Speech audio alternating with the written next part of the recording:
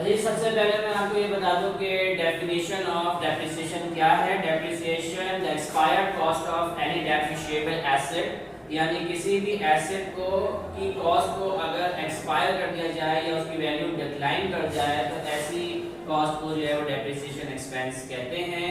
तो कंपनीज जो है जिससे आप परचेज करते हैं वो एक कैलकुलेट करके अमाउंट दे रही होती हैं। वो कैलकुलेशन अमाउंट जो होती है वो उनके मेथड के थ्रू जो है वो आपको बता रहे होते हैं कि ये क्या हर साल जो है इतना अमाउंट जो है वो कैलकुलेट होगा। ना सिर्फ ये बल्कि डेप्रिसिएशन के अंदर और जो कॉन्सेप्ट है वो क्या है कि हम क्यों कैलकुलेट करते हैं, व्हाई वी कैलकुलेट डेप्रिसिएशन। तो इसका एक छोटा सा कॉन्सेप्ट है, वो ये है कि हर साल जो डेप्रिसिएशन मशीन जो है वो एक्सपायर्ड होती है, उसकी जो कॉस्ट है वो डिक्लाइन होती है, उसको हम कैलकुलेट करते जाते हैं इन मेथड्स के थ्रू।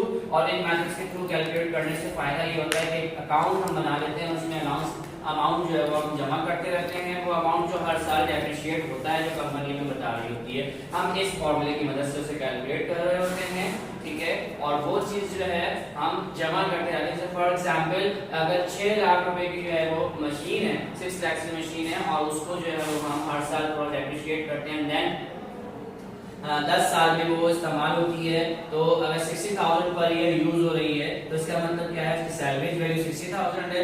हर साल डेप्रिसिएशन जो है उसका कैलकुलेट हो रहा है और 10 साल के बाद वो कंप्लीट हो जाती है, इसकी लाइफ खत्म हो जाती है, एस्टिमेटेड लाइफ। वो कैलकुलेशन जो एस्टिमेटेड लाइफ कैलकुलेट हो रही होती है उस पर डेप्रिसिएशन कैलकुलेट किया जाता है। कंपनी जो है वो इस चीज को इसलिए आइडेंटिफाई करती है ताकि जब 10 साल के बाद मशीन की वैल्यू खत्म हो जाए तो उसके बाद फिर वो नई मशीन परचेज कर लेती है और पुरानी मशीन को जो है वो डिस्पोज कर देती है। नई मशीन के लिए आपके पास पहले से डेप्रिसिएशन अलाउंस की शक्ल में एक अमाउंट मौजूद होता है और आपको एट द एंड जो है वो प्रॉब्लम नहीं आती नई मशीन खरीदने के लिए और आपकी प्रोडक्शन स्मूथली जो है वो कंटिन्यू रहती है। तो डेप्रिसिएशन के लिए बेसिकली हर साल जो है वो कैलकुलेशंस की जाती हैं, उसकी जो एंट्रीज होती हैं, जनरल एंट्रीज होती हैं, उसको हम रिकॉर्ड करते हैं। वो क्या होती हैं, डेप्रिसिएशन जो रिकॉर्ड होता है उसकी वर्ड यूज होता है डेप्रिसिएशन एक्सपेंस, और उसकी भी जो अलाउंसेस कैलकुलेट होते हैं उसके वर्ड यूज होता है अलाउंस फॉर डेप्रिसिएशन, कभी कभार उसको प्रोविजन फॉर डेप्रिसिएशन भी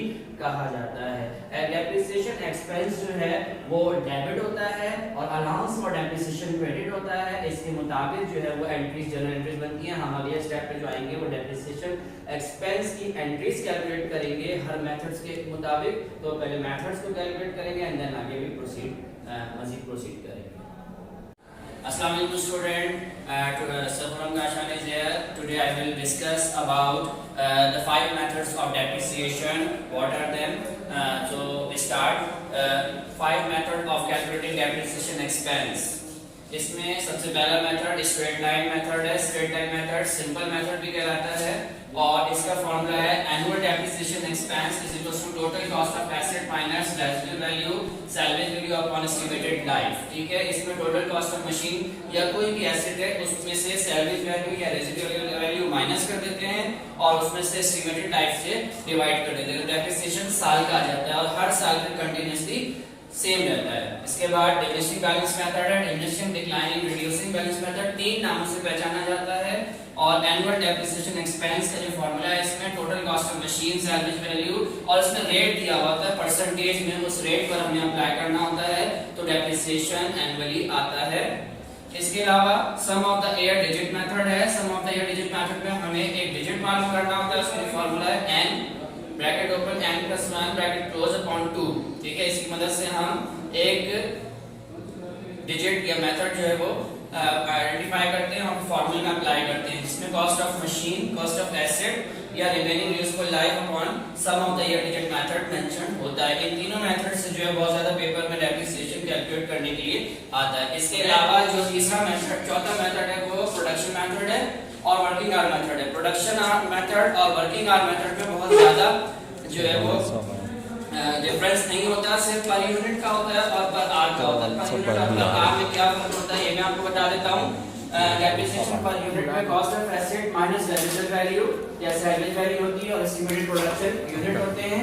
जब हम पर यूनिट मालूम कर लेते हैं तो depreciation expense number of unit produce और डेप्रिसिएशन पर यूनिट से मल्टीप्लाई करते हैं तो डेप्रिसिएशन एक्सपेंस जो है वो कैलकुलेट होता है। इसके अलावा तीसरा वर्किंग आवर, लास्ट मेथड है, फिफ्थ मेथड है वर्किंग आवर मेथड, जिसमें आर्ट्स में सारी चीजें दी हुई होती है, कॉस्ट ऑफ एसेट्स दिया होता है, रिलेटिव वैल्यू, और उससे हम एस्टिमेटेड वर्किंग आवर्स से डिवाइड कर देते हैं तो हमारे पर आवर्स आ जाते हैं। पर आवर्स को जो है हम डेप्रिसिएशन पर आवर्स को हम आवर्स प्रोड्यूस जो प्रोडक्शन कर रही होती है मशीन उससे मल्टीप्लाई कर देते हैं तो एनुअल डेप्रिसिएशन आ जाता है। ये 5 मेथड है डेप्रिसिएशन कैलकुलेट करने के।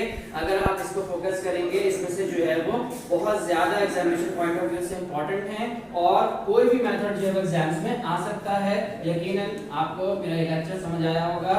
तो यहाँ तक आ सकते हैं। आज का लेक्चर जो है वो मेथड ऑफ डेप्रिसिएशन पे, इसके बाद हम कंटिन्यू करेंगे।